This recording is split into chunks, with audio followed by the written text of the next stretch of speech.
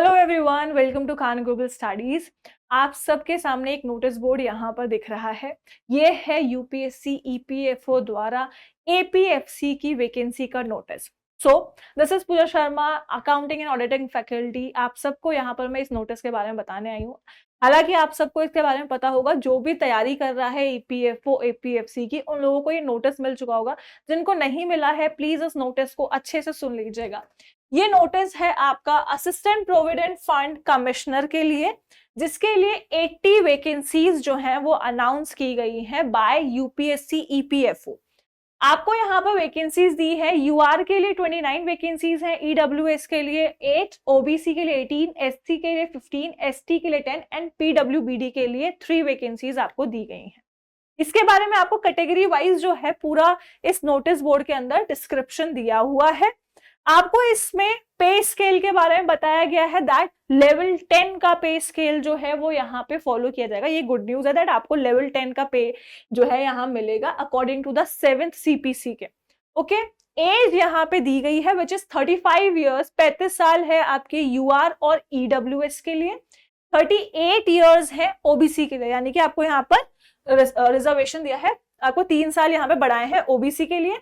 SC ST के लिए 40 years बोला गया है, और यहाँ पे आपको age is further relaxable up to 10 years for पीडब्ल्यूबीडी। पीडब्ल्यूबीडी के लिए 10 साल का रिलैक्सेशन इनको दिया गया है। मैक्सिमम इन्होंने बोला है 56 इयर्स तक आपको छूट दी गई है। एजुकेशनल के लिए इन्होंने बोला है आपको डिग्री होनी चाहिए यूनिवर्सिटी और इक्विवेलेंट आपके पास डिग्री हो। डिजायरेबल है कि आपके पास में अगर कंपनी लॉ, लेबर लॉ या पब्लिक एडमिनिस्ट्रेशन का आपके पास डिप्लोमा होता है तो ये वांछित है, डिजायरेबल आपको यहाँ पे बोला गया है। ओके, इसके अलावा आपको यहाँ पे क्वालिफिकेशंस के बारे में बताया गया है। अच्छा देखिए, आपको यहाँ पर इन्होंने बाकी सारी चीजें जो है डिस्क्रिप्शन में दी है, ये आप नोटिस में, आप डिटेल नोटिस में यहाँ पे पढ़ लीजिए, लेकिन डाउनलोड करके इसको अच्छे से यहाँ पे रीड करके आप फॉर्म फिल कर सकते हो। अब मैं आपको यहाँ जो बताने वाली हूँ दैट इज आपका यहाँ पर सब्जेक्ट के बारे में बताऊंगी कि आपके इस एग्जाम के अंदर कौन कौन से सब्जेक्ट जो है वो फॉलो किए जाएंगे। ठीक है, तो यहाँ पे हम सब्जेक्ट के बारे में बात करते हैं। ये सारी कंडीशंस है कि किस कौन कौन लोग जो है वो फॉर्म फिल कर सकते हैं, कौन नहीं फॉर्म फिल कर सकता है। अच्छा, फॉर्म फिल करने की एक मेजर जो डिसीजन होता है कि हमें फॉर्म फिल करना है, तो फीस क्या होने वाली है। आप यहाँ पे 25 रुपए इसकी फीस है, 25 रुपीज जो है इसकी फीस होने वाली है, एक्सेप्ट अगर आप फीमेल है, SC ST person in benchmark disability यानी कि पीडब्ल्यूबीडी है, तो आपको यहाँ पे फीस नहीं लगेगी, उनके लिए फीस एग्जेम्प्ट है। बाकियों के लिए 25 रुपए की फीस यहाँ पे लगने वाली है। ओके, चलिए नेक्स्ट यहाँ पे देखिएगा, इन्होंने जब आपको तैयारी करनी है तो हमें पहले पता भी होना चाहिए कि तैयारी के लिए सब्जेक्ट क्या क्या आने वाले हैं। तो मैं यहाँ पर आपको सब्जेक्ट के बारे में बता देती हूँ। आपको सेंटर्स वगैरह यहाँ पे पता चल जाएंगे कि सेंटर क्या क्या होने वाला है, तो इसी के अंदर आपको सेंटर्स भी दिए गए हैं।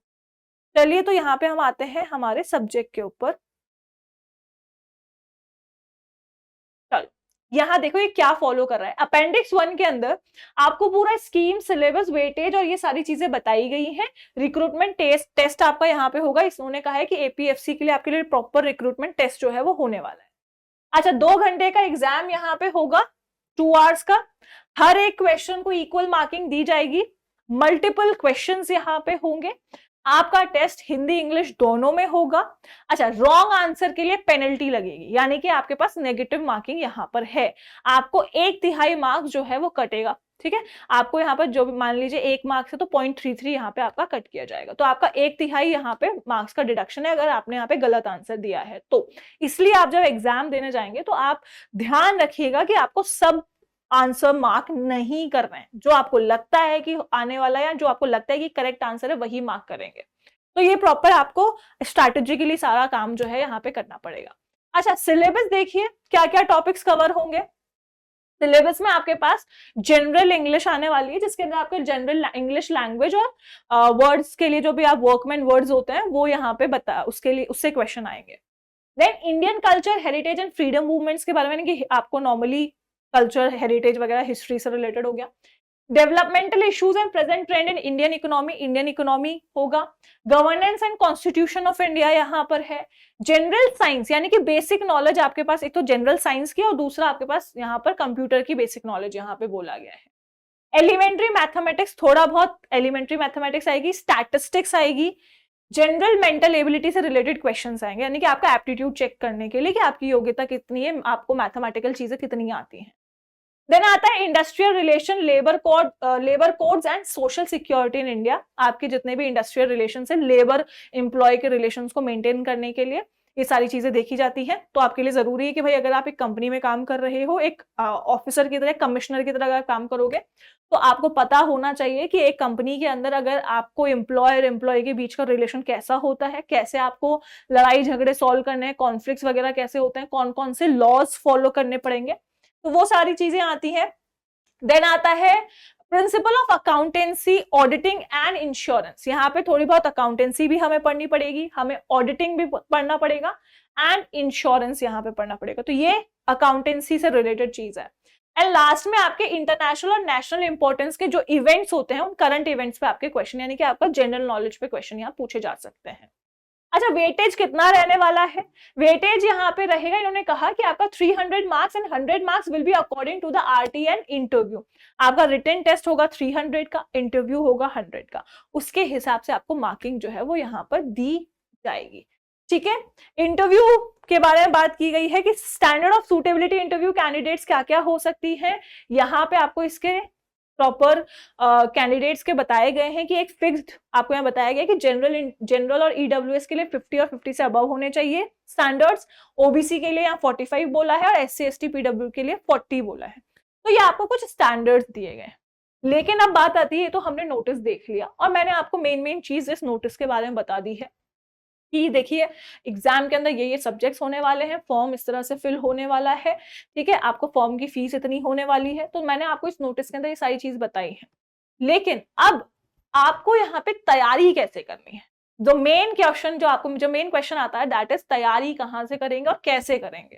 ठीक है, क्योंकि जितने मैंने आपको यहाँ पे टॉपिक्स बताए हैं, ये सारे के सारे टॉपिक्स आपके कह सकते हो, एक नॉर्थ है, एक साउथ है, एक वेस्ट है, एक ईस्ट है, इस तरह से प्रॉपर आपको यहाँ पर टॉपिक्स हैं।